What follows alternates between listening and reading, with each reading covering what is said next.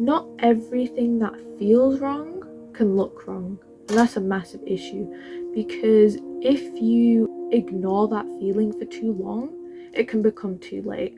And that's the feeling we're going to talk about today. But we are going to talk about it in terms of Creep. Creep is a horror film. There's two films. So Creep is a horror film in which Josef, serial killer, puts an ad up on Craigslist and says that he needs a videographer, and says that he will pay them $1,000 for just videographing his life and everything. Now, with noticing and feeling things that are slightly off, from the get-go, you can tell that Josef is just that tiny bit off, but you don't question it because he is able to mask it so well by telling jokes. He seems very friendly at first. He seems friendly, he seems tiny bit awkward, but he even seems funny at times. And this is why you don't notice that he's an actual weirdo. Now, Josef seems like a pretty unsuspecting guy. I mean, he's friendly, maybe a bit intense at times, and socially awkward, but you wouldn't suspect anything from him.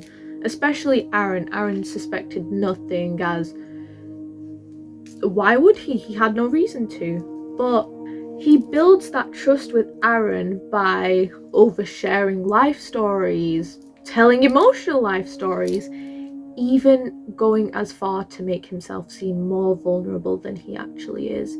For example, he tells Aaron right at the beginning, he says, "I'm a soon-to-be dad, but I'm dying of an inoperable brain tumor." He's not. He's a compulsive liar. We know he's not dying of a brain tumor, okay?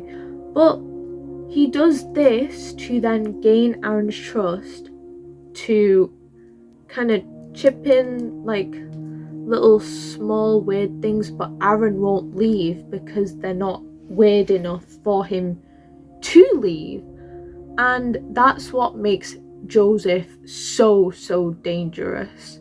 However, after this whole introduction of him introducing himself and saying that he has an inoperable brain tumor, when Aaron actually starts filming, that's when it becomes weird. Like, for example, the bathtub scene.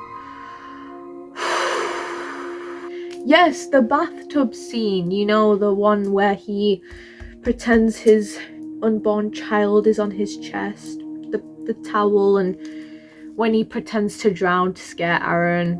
Yeah, he creates little shifts, just minute ones like that, and then he goes back to his normal self. Here you can see that he becomes more unpredictable rather than emotional.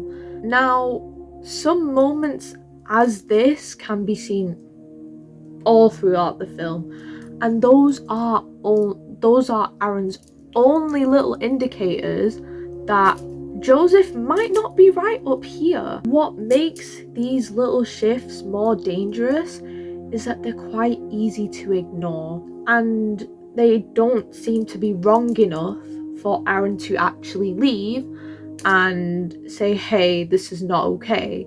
And the thing is, he doesn't just act different. You can see him physically change.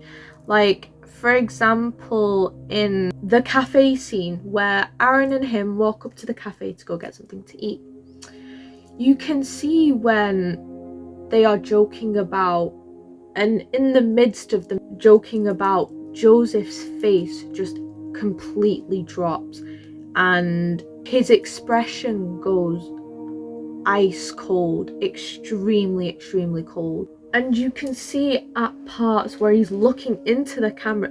This happens all throughout the movie. If you look at him looking into the camera, you can see that he sort of drops his facade and he then picks it back up again. There might be small moments that are very, very extremely easy to miss, which again makes the character of Josef so dangerous, because again he seems like a very unsuspecting guy, and this is what makes him extremely unsettling. It's not just because he's pretending, but it's because he can't keep his facade up. And with that, you can genuinely see, and you can still feel his shift. Like, it's not too noticeable, but it's noticeable enough for you to feel it. And then we move on to Peach Fuzz. Yes, Peach Fuzz. Peach Fuzz is, I feel like he's Josef's persona. Peach Fuzz is very much Josef's persona. Like, his behavior can be explainable up until this point of Peach Fuzz, because when you first find out about Peach Fuzz, it's like a whole new territory. It's not even, this is a side that he's not afraid to even show anymore. Like, he's not scared to show you at all. Peach Fuzz is his werewolf mask that he will wear at times and will act in quite an animalistic way.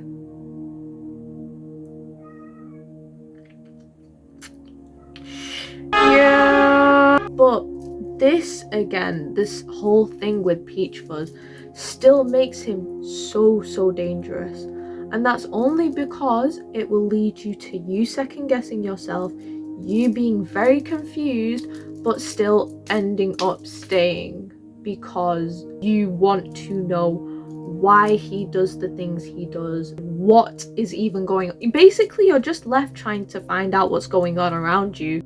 At this point, it's not about wondering whether something is off, because it most clearly is, and you can see it, but it's about asking yourself why you're still there. Why is Aaron still there? Why is he trying to understand him and give him that benefit of the doubt? And this is what makes Josef, again, this is what makes him so dangerous. It's not that the signs are there, but it's the fact that they are super easy to ignore.